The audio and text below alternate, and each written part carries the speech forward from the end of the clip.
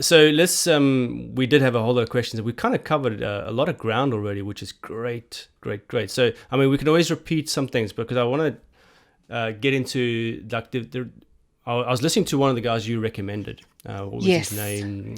Julian Treasure. Treasure. Yeah. And I really liked what he had to say, and I know you learned from him and others. So when I was younger, I got a Larry King book, and I was like, yeah, I want to learn how to speak better. And in that book, he was talking about something like prosody and all that. So I want to get down to that question where it's, why is the use of vocal intonation or prosody important? For people to hear our voices, so that we look like not monotone and we're so boring. So what do you have to say about that? Okay, so prosody, we normally simplify it in South Africa as emphasis and inflection. So when we're looking at the voice, there's all different aspects that you need to work on. Breathing, there's resonance, for example, if you're speaking from your chest resonance, your throat resonance, your nasal resonance. And then you look at all different aspects of the voice. But the most important we look through is prosody and modulation, which is really to say how your voice sounds different. So a lot of people are, monotonous. They speak on one tone all the time. So their pitch is not falling through. And sometimes we practice pitch exercises, like when you're singing, highs and lows. Like if you can say the word sweet for me, sweet, Sweet, very good. And can you say low? low. So your E's in vocal range are normally higher pitch and your O's and O's are lower pitch. So can you try say sweet, but say it low? Sweet. Sweet. Can you say low, high pitch? Low? Low. Okay, it's uncomfortable. So what happens is with our vocal range, you often find that we need to practice those through. So what we start doing is using inflection because we use inflection every day. If you think about Sheldon from The Big Bang Theory, he was very sarcastic. So he was never asking the right questions. Like he might ask a question like, do you want a cup of tea? You're not like, well, are you stating that or are you asking it? So we have like the rising inflection on do you want a cup of tea, which is part of prosody because it's the inflection. But if you have to like denotate someone's name, or let's say we have a really bad relationship with Larry, you'll put a falling inflection. You'll say, don't speak to Larry. So the Larry goes down at the end, the last R and the Y. So that's the importance when it comes to prosody because people know what you're saying and they also have emotions to it. Like I'm not saying to you that Larry's a negative person, but just from the falling inflection of Larry's name, you know that you can't speak to him. you Mm. know so So, there's really huge psychology behind prosody and how our mind wires it, and it comes from parents as well, because we've grown up with parents that speak a certain way. When we communicate at school, the teachers used to say to us, say the sentence, and we used to practice questions and answers as a child at school. So from there, our memory comes in, and we know the differences between prosody rising and falling. But sometimes when it comes to life, um, that falls away and we forget. So we really have to go back into that and make sure that we're asking the right questions. I've got a lot of corporate clients that end up asking this question, like, is the report finalized? But they'll say, is the report finalized? And you're like, is that a statement? Is that a question? Are you interrogating me? So I'll say, question it through. If you want to talk with fast pace, make sure that it sounds like a question. Is the report finalized? So you might emphasize report. So is the will be quite plain, report will be emphasized, finalized will then have the rising or falling inflection, you know?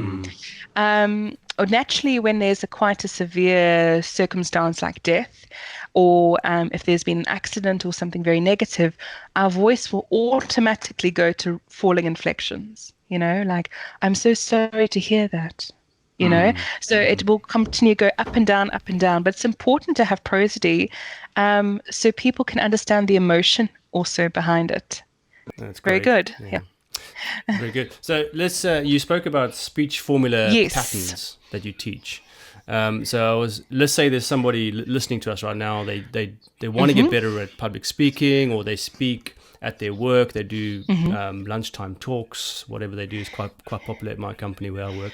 And they want to be better at talking. So what kind of, do these speech formula patterns play into that scenario?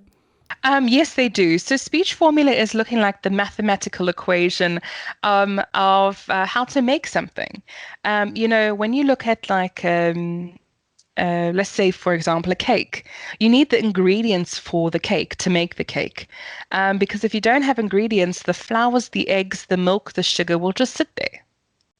So when we look at the ingredients and we look at the cake, we need our method. And that's what we look at speech formula for. We have our ideas in our brain on one side, and then we have our speech on the other, but we're really not sure how to patternize it. So some people come on and say, hi everyone, today I'm going to talk about, and next minute as they're talking, something else comes up or someone talks to them. So they need a sort of a structure, and that's what we call speech formula. So there's all different types of speech formulas that you can find online that you can apply for. You do have your basic speech formula, which we also use for essays.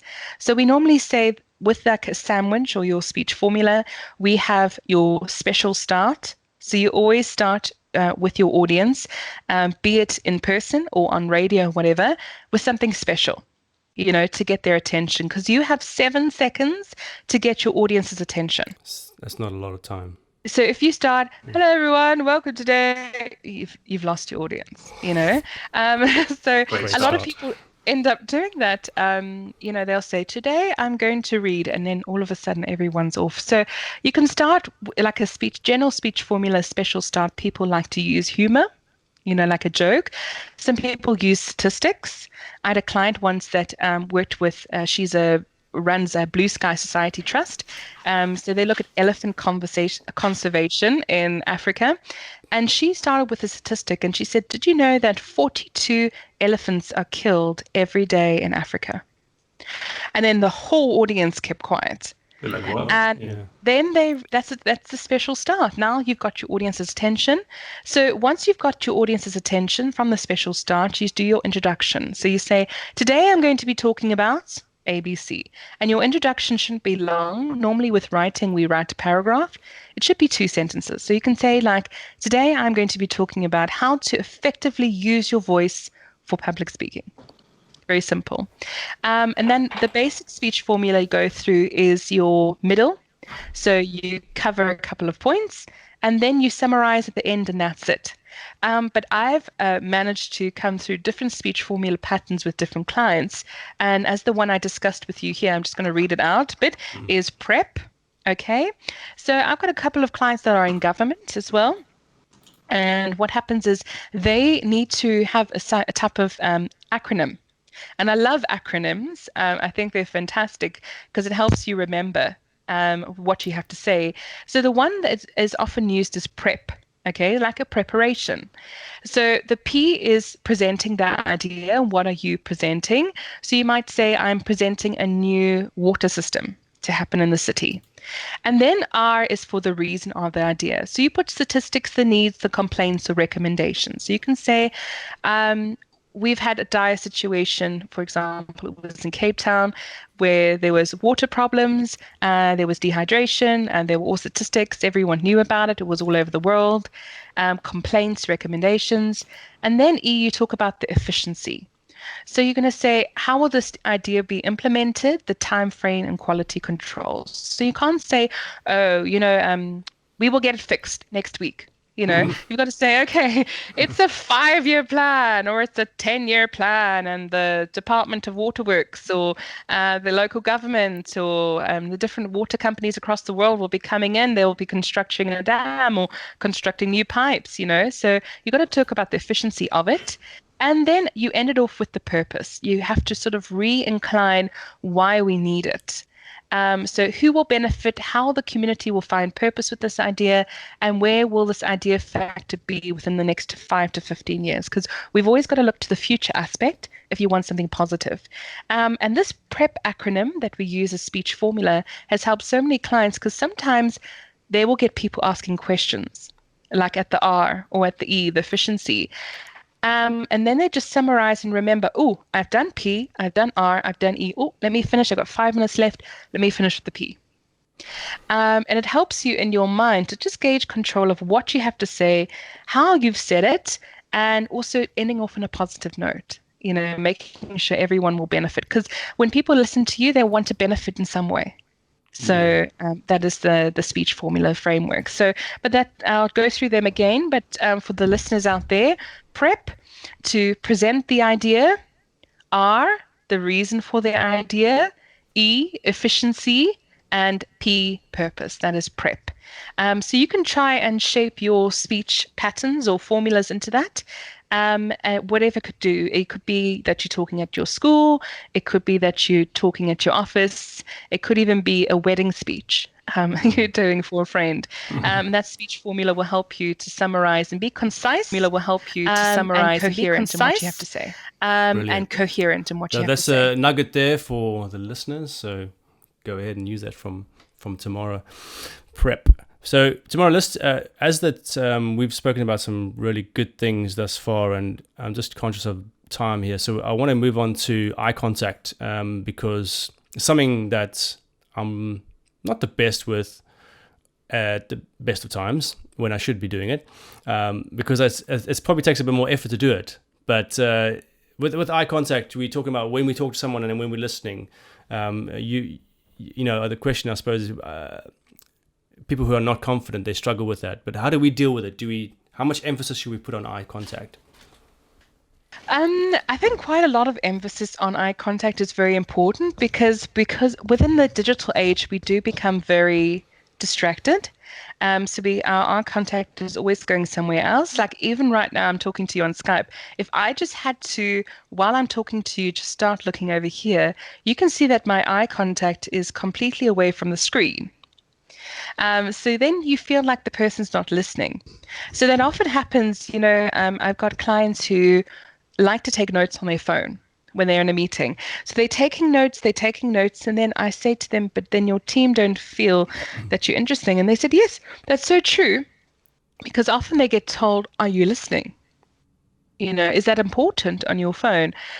So I said, rather take notes so they can see that you're not just distracted, but you are listening. And they obviously have something valuable to say if you're taking notes. You mean on paper and pen, you mean? Yes, on paper and pen. Okay. Getting back to the importance of writing.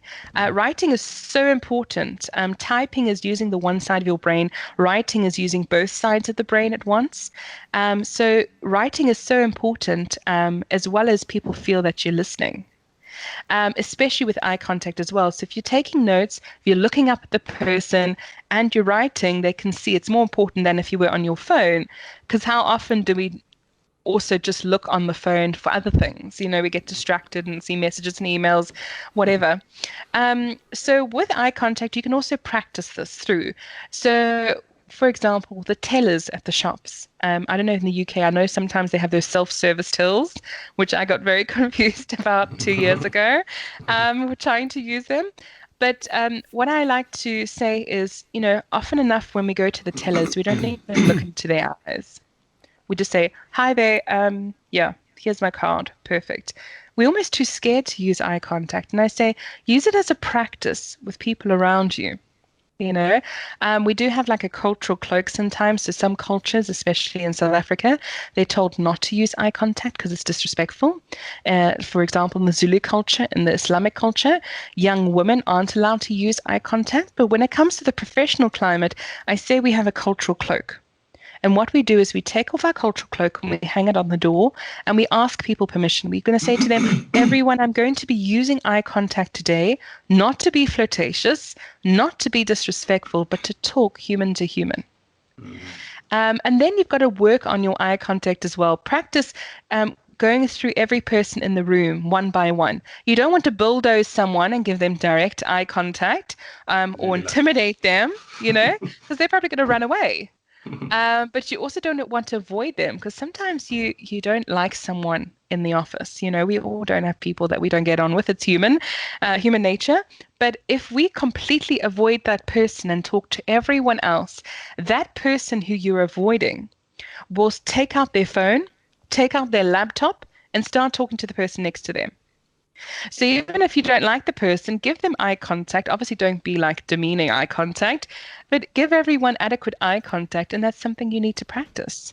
You also got to assess it. I mean, I know there were studies being done at, I think, Cambridge University that children and animals, pets at home, they felt to be important in for adult contact. They felt that they needed a screen in front of their face because when you get home after a long day at work, you have your phone in front of your face. So kids and animals are growing up thinking that this digital device is important to have contact. And you know that when you come home from a long day, if your dog will probably look at you in your eyes. The same with your kids. So we know eye contact is important, but somehow through awkwardness and all sorts of different types of disrespect, we think we can't use it. So it's something for you to practice with, making sure everyone feels included in the audience, as well as just practicing and implementing it every day. Now, I noticed that the other day I was in a social environment. There was a few guys talking, but the one guy was kept on talking at me, and I was conscious. I'm quite conscious of body language and eye contact, and so is it important that that person be rather looking at all the people in the group, or Yes. is it just natural that people like, oh, he's an interesting person, I'm talking to this guy, even though there's three other people around? It is hard because I'm also a body language specialist, so I do assess the whole elements of people tilting their heads, moving their hands, which fingers are moving. So sometimes you might find that someone's more comfortable with you because you get people that are socially awkward. So they might find that by looking at you, you might not even know it. Maybe in the circle of group of friends, you might have had someone who doesn't like eye contact, that they grew up in a family that doesn't use eye contact at all. And I think it's a British nobility thing, as a British culture has also grown up that, oh, if you don't like something, you turn your head away. You know, so so often we don't see things, like class and being superiority, and that's all to do with eye contact. So you might find that someone's grown up in an environment where they don't like eye contact. So this person might have been talking to them and they're looking on the floor, they're looking up or they're looking away. It's also very militant eye contact as well. So, in the military, you don't use eye contact. You don't look anywhere but at the target. So when it comes to eye contact, sometimes that person might have felt more comfortable looking and talking to you because you're engaging with them. But then you feel like, okay, he's just talking to me. And you might then see that those people actually move off. Yeah, And then it that's becomes a right. one-on-one conversation. Yeah. And then they're probably thinking, what, did I say something wrong? Meanwhile, it was just 'Cause you eye never looked contact. Yeah, you never looked at them, Yeah. So it's so important, yeah. So we spoke about the body language and our posture and folding arms, and so I found that quite difficult. And you had something to say about that as we were growing up, about because I like Yes, doing this or comforting. crossing my legs. Yes. So what is it that you tell your clients about the actual body itself? Yes. So what happens is when we are speaking in public, so when public can be one-on-one or it could be quite a few people, you might find that you are feeling uncomfortable. Now, this could be various reasons. It could be that you don't know the person. It could be climate, that you're actually quite cold and you need a jacket. It could be that you're just tired. Okay, but your body language without you knowing is sending off signals.